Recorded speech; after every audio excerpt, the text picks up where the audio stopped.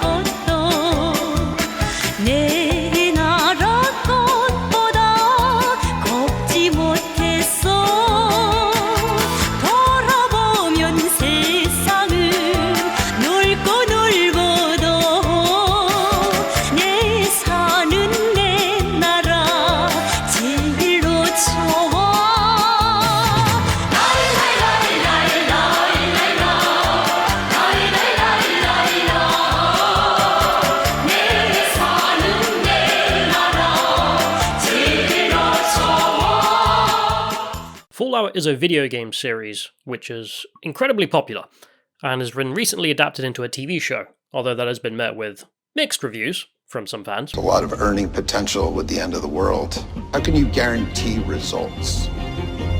By dropping the bomb ourselves. Hold on tight, we're about to get rich. Right here, Hustlers University. This is Mr. Customer. This is his money. This is you. He gives it to you.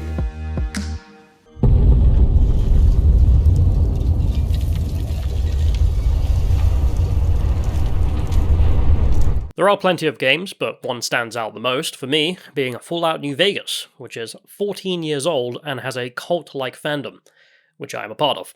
Now, I could sit here and talk about why I love the game so much, which it would take forever, so I'm not going to do that. Also, not what this video is about. But instead, I want to talk about the fact that the game is set in a certain area of Las Vegas with the surrounding towns in the Mojave Desert, which are real places, so have become part of a pilgrimage for cult members like myself. One place in particular stands out: Goodsprings, which is a tiny town in the middle of the desert, which is quiet and has a country-like feeling that you won't find in Las Vegas. And as a result, has become a strange stopping point for an awful lot of people on their pilgrimage to go and see the different places from the game. So I thought I'd move in for a week and see what all the fuss is about. So I didn't realise I've seen this sign a lot of times from people coming here. But it's actually a little minecart. Works as well. People are leaving little donations. I'm not sure what for. Maybe offerings to the gods or something. And a little Coca-Cola box, which is full of bottle caps. Because why would it not be? Driving license? Dave Buster's rechargeable power card. Well, not sure what that is. Anyway, decided to book myself a log cabin in Goodsprings. So officially the population's gone from 210 to 211, or whatever it is officially, unless someone leaves town. Got some bad news as well. I moved in here, met a bunch of lovely ladies who were telling me about the place. It's snake season, so there's rattlesnakes. But they're not too bad, they rattle. They don't want to be near you. Then there's this other kind of snake that I forget the name, but it begins with green. And they're aggressive, and if they see you, they come to bite you. And if they bite you, you've got 2 hours to get the antivenom or you're dead. I was then greeted with the good news that the EMTs out here don't carry the antivenom. So you get bit, you're dead. In a very horrific way. Watching for snakes, Enter at your own risk, not liable for injury. Great. In the early 1900s, the Robbins family donated this land for our town's cemetery. This land is to be used only for burials of bona fide residents of the town of Goodsprings. Please respect the cemetery. Good advice. Oh, we've got veterans named as well. Spanish-American War, First World War, Korean War, World War II. We've even got down here someone who died in the Civil War. It's always very interesting to see how different cultures deal with cemeteries. Certainly the case in the United States, there's a lot of American flags. But because we're up in the desert, see someone else here was buried with their cowboy hat. You might be wondering what the hell I'm doing out here, because the next video was meant to be Rhodesia. And yes, that was going to be the next video, but I need to come out here and do some training for an upcoming project in November, which will mean coming back to Goodsprings. People who don't know, in November there's a meetup every single year based on Fallout New Vegas at the Pioneer Saloon. So I was going to come back and do a big project, so I thought I'd come out first, get a lay of the land, figure out what the hell I'm going to be doing, if it's possible. So I'll see you there, if anyone's coming. So I've been pottering about, and there's quite a few places around here that all had a little bit of a spike in interest from people because of Fallout New Vegas, even after 14 years. But nowhere more than Goodsprings. So you're looking out for snakes, because I don't want to die. Which I just find weird. I mean, like, this tiny town in the middle of nowhere in the desert has people turning up all year round just because they want to play the video game. And it's set here at the start. I mean, I was in the post office there earlier, which has been turned into a museum, and 4 guys turned up from Belgium because they just heard about the game. Goodsprings is named after Joseph Good. Mr. Good would bring his cattle to the spring there, so it got the name Goodspring. I mean, it's still more creative than Mexico City, let's be honest. The town ended up booming as it became a mining town, with various mines being made all around it. It ended up with its own hotel, railway, and various stores. But after the boom collapsed, all of the work was taken away in the area to, well, the Hoover Dam project, and the town that was created to service it, Boulder City, which is the only place in the desert which seems to not allow gambling. My guess is that the people in charge decided that they wanted all the workers to go be drunk degenerates in Las Vegas and then come back to work sober, which meant that all of the surrounding communities slowly died over the decades since the 30s until they became ghost towns with strange reasons to visit them, but other than that, they were on a decline. But recently, Goodsprings leveled out and has become a retirement community. After the game Fallout New Vegas was released, it became another source of tourism for the small town of Goodsprings, although it didn't seem that the locals understood this source of tourism and didn't capitalize on it. Right up until the bar was sold to a fella who wanted to own the bar because he just really liked it and had his own whiskey brand. My real name's Steven, but people call me Old Man Liver because I have my own whiskey called Old Man Liver American Whiskey. I'm the proprietor of the Prospector / Pioneer Saloon and the Goodsprings General Store. That's correct. I've had it about 2.5 years. You know, I had my own whiskey already, my own branded merchandise and Old Man Liver books and hot sauce and all this stuff. My old lady goes, Old Man Liver needs a bar. And I'm like, okay, well, I guess that matches with my brand and the whiskey and all that stuff, but where? And then at the time, this is in the middle of COVID, there were, a few bars up for sale, and I'd been to the Pioneer Saloon before and loved it. And I was like, oh, it's Pioneer Saloon, that's awesome, but, there's no way I'll ever get it. I'm sure other big corporations and wealthy investment groups are after it. And it all worked out. I'm not a big fate guy, but I feel like it picked me. Like, I started dreaming about it. I'd wake up at night. I'd be like, honey, I need the fucking saloon. I have to have it. And it worked out.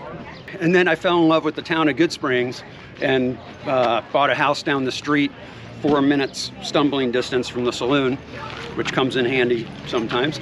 He didn't know anything about the Fallout fandom, but then kept noticing all these Fallout people turning up and talking about the game and the bar. My big geek thing is Star Wars. So I've been a Star Wars fan since I was little. And I was like, if I went to where the real cantina was in the first movie and they didn't have any references to Star Wars, I'd be disappointed. And so I said, we need to step it up. And that's when, we put more things and we made space for people to leave stuff and, to memorabilia and nostalgic things and all that. And then it just got more and more. So he decided he would do something for them and set up a meeting every single year for fans of Fallout New Vegas to come and mingle. not knowing what to expect. Why don't we just try one day of celebration and see if anybody comes out for it, and that way everybody can kind of bond over the fallout. And of course, eventually I started playing the video game too, which it was amazing how strikingly accurate the town of Goodsprings was laid out, and then just the stuff I deal with, it's very similar. I mean, we've got our own, believe me, we got factions out here, you know, plenty of, there's some unique groups and characters, and it's not unlike the, you know, we got scorpions, you know, rad scorpions, but you know, it's pretty accurate to how I felt my lifestyle was out here. And then we were expecting maybe 50 or 100 people, but we had 1,000. So 1,000 people. The first time, yes. Because Goodsprings is like 200 people, something. Yeah, like that. so it instantly raised the population by 5 times out here. Did they drink the bar dry? Yeah, basically, yeah. So we're like, okay, next year if we do this again, we need to be more prepared. Let's make it 2 days, so we spread out in case we have 2,000 people. It'll spread it out, and ultimately, the next time we did it, we had 3,000 people show up and 2,000 the second day. But we stayed open 24 hours, which is the only time of the year we do that. And someone was always in the saloon at any given time. So this year, we're expecting probably double that amount. And this time we're gonna have extra food trucks, extra mobile bars. We're gonna use all 4 acres of property we have out here. We've got over 30 vendors already. We've got camping space across the street. But we're bringing in chairs and tents and extra food. We're actually going to have a new kitchen and a new food truck ourselves. That should be done by the time Fallout rolls around in the fall. So we should be able to handle a bigger audience this time around with just more preparation. That's why we did an RSVP thing online at falloutfancelebration.com. And that way we will have a better idea going into it. It's still free. You don't have to buy tickets or anything. We have a VIP option, but it's really, you don't need it. You'll have fun just doing the free version. And there will be one this year, November 17th, 2024. And I will be there because I'm going to undertake the pilgrimage. Now, for those who don't know about the Fallout universe, it is set in a world in which people did not move on culturally from the 50s and 60s. Our American way of life. Isn't it grand? Peace, freedom, and bacon and eggs. Seems perfect.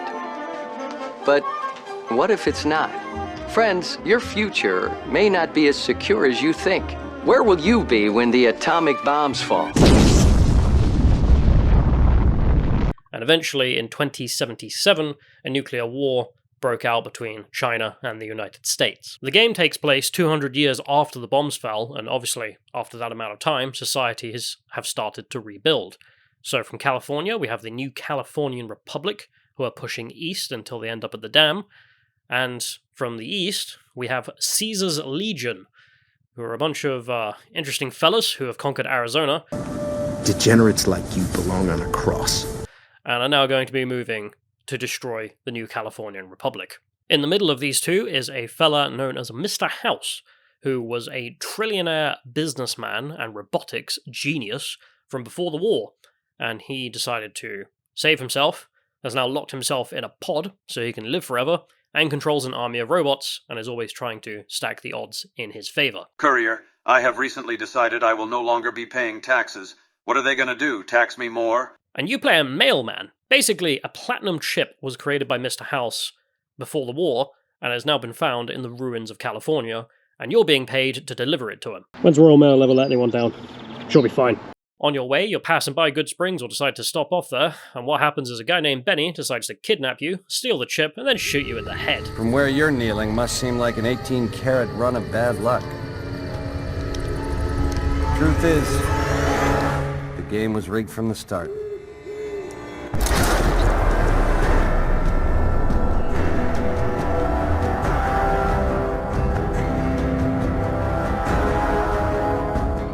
After one of Mr. House's robots digs you out of the grave, there's a fella named Doc Mitchell who miraculously manages to fix your head, and your character decides that revenge is on the menu, and you go and hunt down Benny and decide what to do with him. The easiest way would just be go north, But unfortunately in the game this is surrounded by Deathclaws, Rad Scorpions, and Cazadors, so instead you have to head south, then east, then north, and then finally end up in New Vegas, which is the long way round, which I'm dubbing the Pilgrimage, because all these small towns along the way have become tourist stops for Fallout fans.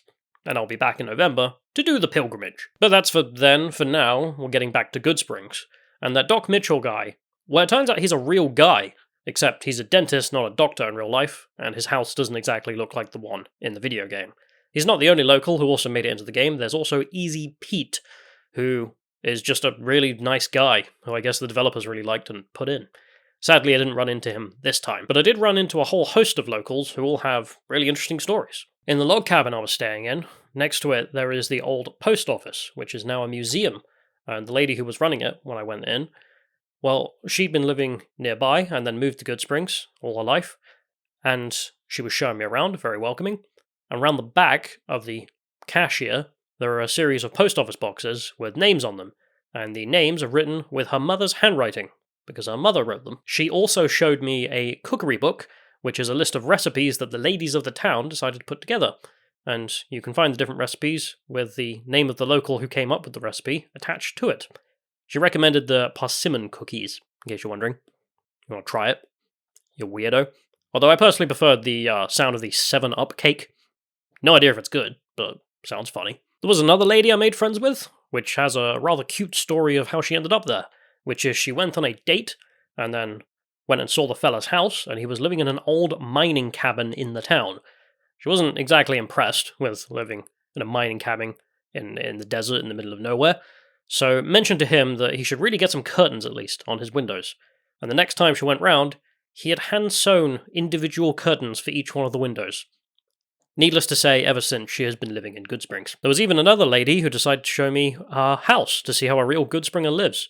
And the house is incredibly old. In fact, the wood on the side is made out of railway sleepers. Not exactly much lumber in the desert. And what was interesting is that when you walked in, the kitchen was so cute. It was like something out of the 50s or 60s, and might as well have been from Fallout. Although one thing I won't understand is why American baths are so small. I can't even explain it if you're going to ask. There's just something weird about American bathtubs, alright, just leave me alone. Naturally, however, there is a sign warning about trespassers. That you're not trespassing, you're now a target. And these are pretty common throughout the desert. And the reason being that the advice is still not to wait for the cops, but instead to shoot to kill. Because the response time is not fast. So if you are visiting, be nice. Doc Mitchell and Easy Pete aren't also the only things that made it into the game. There is, of course, the Pioneer Saloon and the General Store, which are now both owned by Steven. There was a shack on the front of the Pioneer Saloon, just like in the game, but it's now been gotten rid of, because Steven decided he would do up the place a little bit. In fact, whilst I was staying in the log cabin, I discovered that there was actually a Fallout watch party going on, just happened to be while I was there. In fact, there are a bunch of people dressed up in cosplay who come every single month, all the way from Arizona, California, all around Nevada, just to sit at the Pioneer Saloon and watch episodes of the TV show and be friends with each other, which is quite cute. Maybe the one who is waiting for you will prove untrue. Then what will you do? We have a very close working relationship with Bethesda. They've been in extra close touch recently, so they've always offered their support, but some people anticipate that the reason they're even more in touch is possibly filming out here for season 2. We'll see if it happens. I hope it does. But yeah, we have a good, that's why we can get away with doing these shows, because we have a good relationship with them. If you go in the saloon, you also will find a little shrine to Fallout New Vegas next to the dining area, in which also includes a copy of the video game, which can be played on Xbox. There is also some comment books, if you would like to leave a lovely comment. Naturally, flicking through them, you will notice that they are full of Legion posting, political debates, and furries. Goddamn, I love this community, it's so goddamn weird. You can even find Fallout-themed items on the menu, and some bottle caps are for sale at the bar. There's even graffiti in the toilets, made in Fallout references. Because of course there is. What's interesting about this place, though, and the fact that it's loved throughout all of Nevada, it seems, is not just because of Fallout. It has all kinds of people who love this particular bar, including people who are part of biker gangs. There are also people who really love ghosts who come there.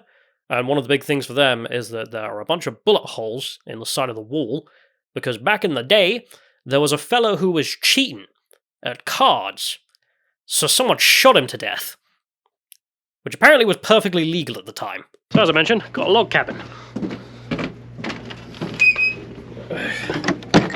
Fucking door. Which, hey! Actual goddamn log cabin in the middle of the Mojave Desert, which I think was $90, something like that a night. Basically, a local woman decided she would set up some Airbnbs, and this was the cheapest one, because I don't like spending money. But, yeah. Kitchen, stove, grease, etc. Well, there's the bathroom. It's got a shower, toilet. Oh, this is kind of cool.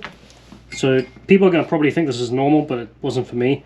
This is cooling or heating from under the floor, which I just find super interesting. I think it's forced air. And then bedroom with a fan and air conditioning and stuff. So it's pretty neat. There is some good news. Turns out sarsaparilla is a real drink. I don't know why, just never crossed my life. And well, you can buy it out here. It's not Sunset, it's Herbs sarsaparilla, and it has a little star on the cap. Let's give it a try.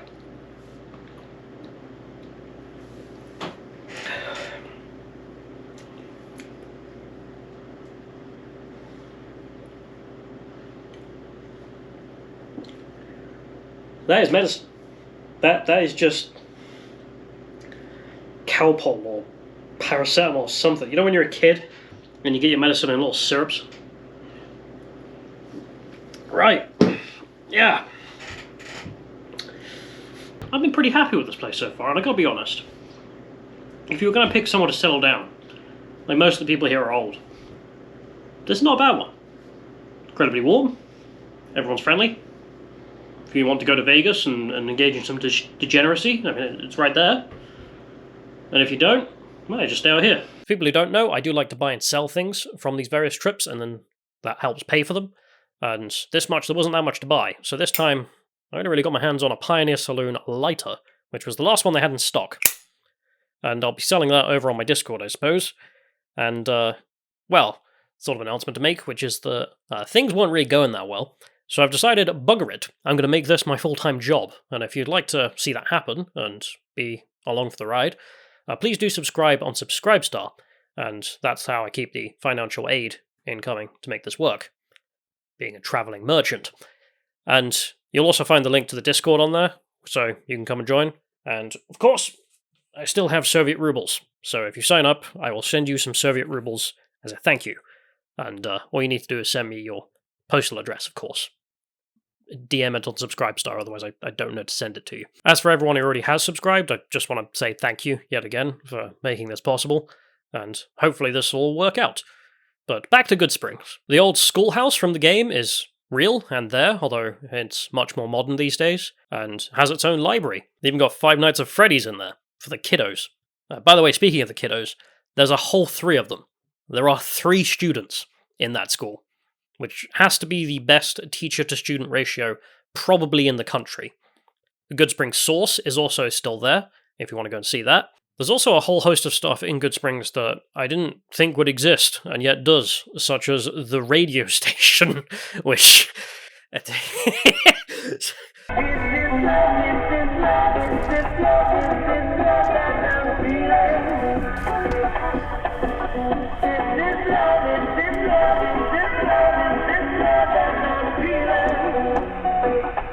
So some guy decided he would just, I don't know, was bored one day, and set up his own radio station, which only extends to the very small town. That's a lot of work for that, which, just kind of awesome, can't really criticize it. And if you play the game, you may think that the gas station where Ringo is hiding out might be a real place. Sadly not, although in about the same location I did find the Goodsprings fire station, so maybe that's why it's inspired from there. But it turns out that Goodsprings, when it's facing down the powder gangers who are hunting for Ringo, really should have had a lot more firepower than it did in the game. Because nearby, there is a place called Battlefield Vegas, which, is a bunch of fellas who really like the Second Amendment.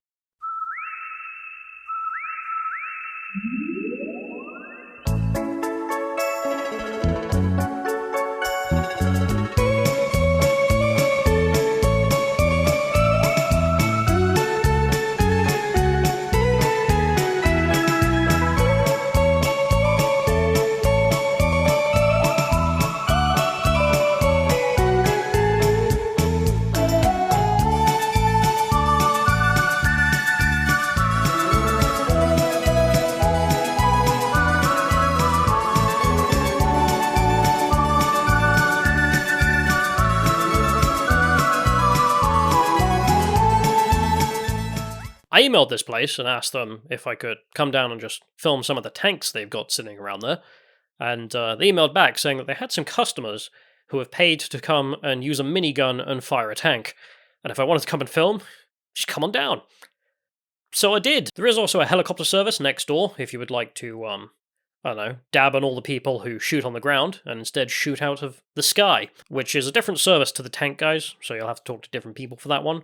But of the tank guys that I was speaking to, they're all really cool, and if my memory serves me well, I believe all of them had been in various militaries, and one of them put it rather succinctly as to why they work there, and why they really love it, which is that, quote, "It's all the fun of the military without any of the bullshit of the military." Which seems to make sense, and is pretty cool. Our speciality at Battlefield out here is mostly anything you see here is live fire, so it drives and it shoots. Additionally, we have artillery pieces and then special weapons like flamethrowers and so on.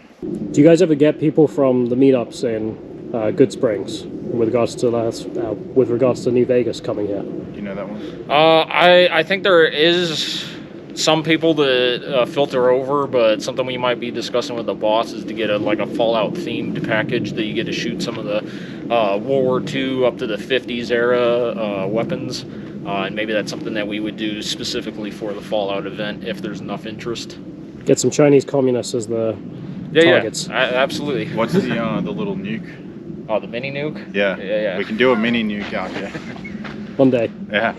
All of these tanks here are owned and operated by Battlefield Vegas, and our team here are essentially the guys that get these from old rusted hunks of metal and bring them back to life. And if you're interested more in tank restoration and seeing what we do here, more of an in-depth look at this equipment, go to Military Armaments Company on YouTube, and you can follow along with a lot of the stuff that we do. Some real special things in the collection here, but just a very down and dirty walkthrough. Right here we have our resident T-34. This tank is special because this was right after World War II. It went from Berlin, and then when East Germany became a thing, they rounded up all their tanks in Berlin. So this T-34 right here was in the siege of Berlin from World War II. There is actually an 88mm round that went through the side of it, and you can see the repair hole where they did that. And then this type of turret was only designed for infield replacements where a T-34 had its whole entire turret blown off, and that's a replacement. So starting now.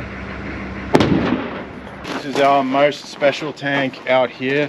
This is a real in the blood Syrian army T-62. So in the 70s you had the Yom Kippur War where Syria and Egypt tried to invade Israel en masse, and it was to date the largest conventional warfare battle since World War II. This T-62 was there at the Golan Heights, and it's covered in scars and battle damage, and ultimately survived the Yom Kippur War, and then went on to the Lebanese conflict in 1982 with the Syrians again, and there it was captured by the Israelis and made its way through various museums, and then ultimately ended up here with us at Battlefield. This is the largest firing tank in private hands anywhere in the world outside the battlefield. We call him Yuri, and he's a special tank for us. This is a representation of an Australian Leopard. The Australians used the Leopard tank from the late 80s, 90s through to the early 2000s. This is an extremely fast, very maneuverable tank with quite a lethal gun on it, and we made one here to work at Battlefield. So, just in time. Here's that. Buff. You should see that phone call when we're in a more like peaceful setting. You know, it's nice and quiet, and all of a sudden you hear that in the background.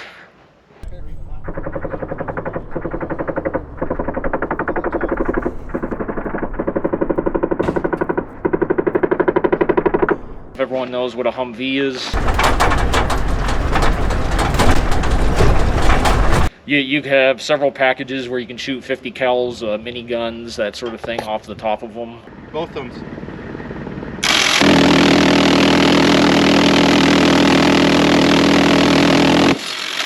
So that's another thing we offer.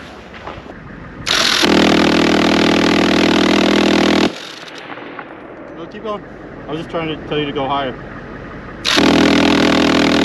Yeah, you get to experience the thrill of being the gunner without having to worry about if you're going to make it home.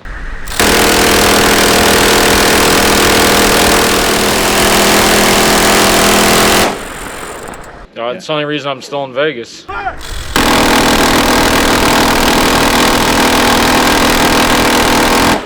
These guys have got a whole bunch of equipment, which, as a British person who barely knows what a rifle is really exciting. Like our Humvees, armored personnel carriers, artillery. We also have the largest firing artillery piece in private hands. This is a 155 millimeter M114 howitzer, and it shoots quite a bulky round. Something like this. Basically what they would do is they would load the projectile first, they would figure out what bag charge they would need, and then they would load this in behind, and then close the breech and then fire it.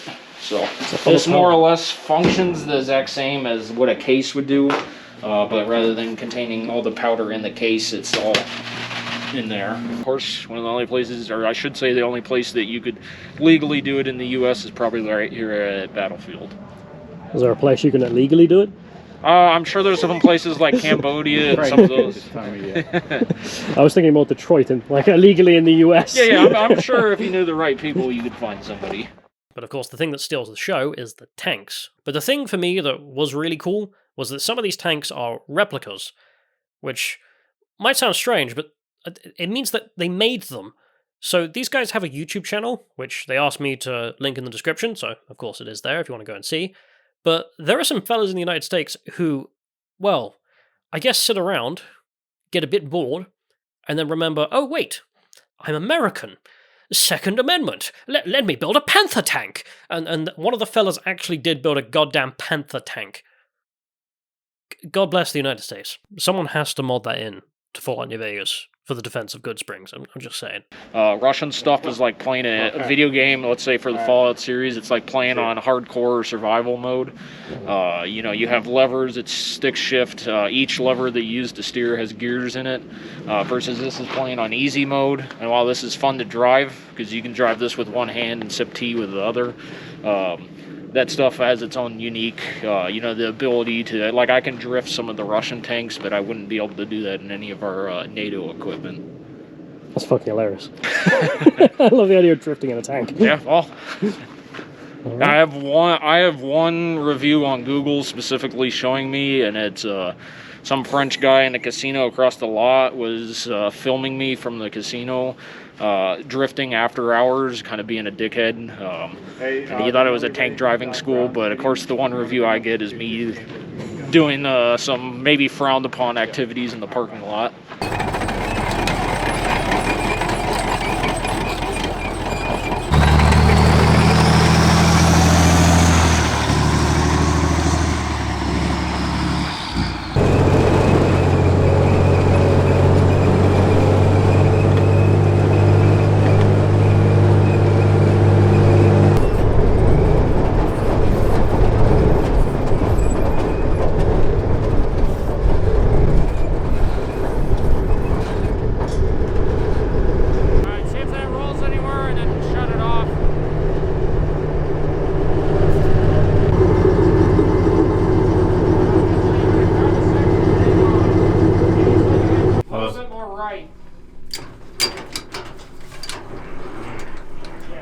Right there should be good.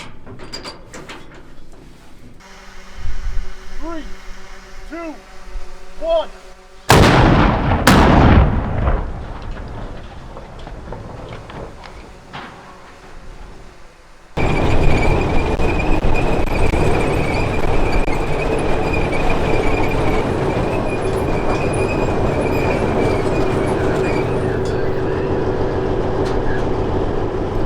Now, Goodsprings does seem like a hell of a place to live, and I can see why quite a lot of people like going out there to get away from the city aspect of Las Vegas, because as unique as Sin City is, it is still a modern city, and traveling a lot, cities are largely the same.